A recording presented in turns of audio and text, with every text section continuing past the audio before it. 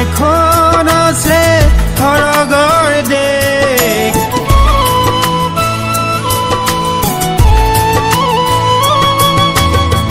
তোমালোকৰি নৈ ব্যাকুল হওক ঈশ্বৰত বিশ্বাস কৰা মুটু বিশ্বাস কৰা মৃত্যুৰ পিছত নহয় জীৱনৰ শেষ আৰু এখন আছে স্বৰ্গৰ দেশ প্ৰভু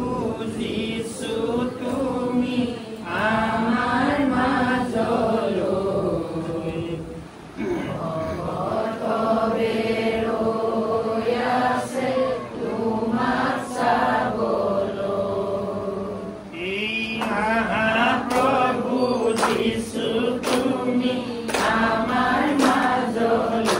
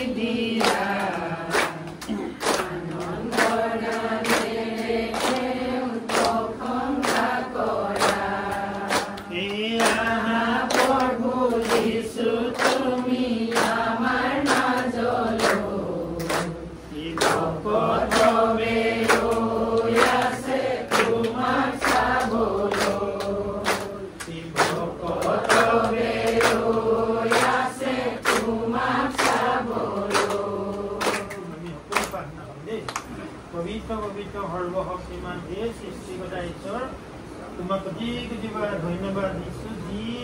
ডাকৰ ঘৰলৈ চলাই আনিলা তুমি মতি দশতিয়া হাত পদ যেনেকৈ কৈছা যাওঁতে যাওঁতে ঘোষণা কৰি কবা স্বৰ্গৰ ৰাজ্য ওচৰ হ'ল ভূতবিলাকক খেদাবা ৰোগীবিলাকক সুস্থ কৰিবা বিনামূল্যে পালা বিনামূল্যে দান কৰিবা আৰু যিকোনো ঘৰত বা নগৰত কোন মানুহ যোগ্য তাৰ বিচাৰ ল'বা আৰু যোগ্য পাত্ৰ হ'লে আশীৰ্বাদ কৰিব অযোগ্য পাত্ৰ হ'লে আশীৰ্বাদ ঘূৰি যাব তোমাৰ যি যোগ্য পাত্ৰ তেওঁলোকক বাছি ল'লা পিতা তেওঁলোকৰ সকলো পাপ অপৰাধ ক্ষমা কৰি দিবা আৰু প্ৰাৰ্থনা কৰিছো পিতা তেওঁলোকৰ মনৰ আশা পূৰ কৰি দিবা আৰু ইয়াত থকা প্ৰত্যেকজন ব্যক্তিৰ কাৰণে প্ৰাৰ্থনা কৰি দিছো পবিত্ৰৰ ওপৰতে আশীৰ্বাদ কৰিবা তেওঁলোকৰ গাত যিমান অসুস্থ আত্মা চৈতন্য আত্মা পাপ আত্মা আছে ধ্বংস কৰি দিবা ইয়াত যিমান ৰোগ ব্যাধি আছে সকলোকে তুমি সুস্থ কৰি দিবা আৰু প্ৰাৰ্থনা কৰিছো পিতা দয়া কৰি আমাৰ গোটেই অসমত থকা 3,50,00,000 যিমান জাতি ভাষা মাৰোৱাৰী দেশলৈ মেংগলী পঞ্জাবী অসমীয়া মঙলী গুৰু মিচিং কছাৰী হিন্দু মুছলমান খ্ৰীষ্টান শিখ ইছাই সকলো কাৰণে প্ৰাৰ্থনা কৰিছোঁ আমাৰ মুখ্যমন্ত্ৰীৰ কাৰণে প্ৰাৰ্থনা কৰিছোঁ ৰেল মন্ত্ৰী স্বাস্থ্য মন্ত্ৰী প্ৰধানমন্ত্ৰী প্ৰভু আমাৰ অসমখন সুখে শান্তিয়ে থাকিবৰ কাৰণে প্ৰভু তুমি এই অসমৰ যিমান ডাক ডাকীসকল আছে সকলো কাৰণে তুমি সদায় যাতে আশীৰ্বাদ কৰি থাকিবা। ধন্যবাদ দিছোঁ আজি যি প্ৰভু তোমাৰ ডাক ডাকিসকলে আজি এই ঠাইলৈ আমাক আমন্ত্ৰণ কৰি আনিলে তেওঁলোকৰ ওপৰতো আশীৰ্বাদ কৰিবা। ধন্যবাদে এটাই প্ৰাৰ্থনা আমাৰ ত্ৰাণকৰ্তা উদ্ধাৰকৰ্তা জীৱ যীশু খ্ৰীষ্টৰ নামত খুজি দিছোঁ। আমেন।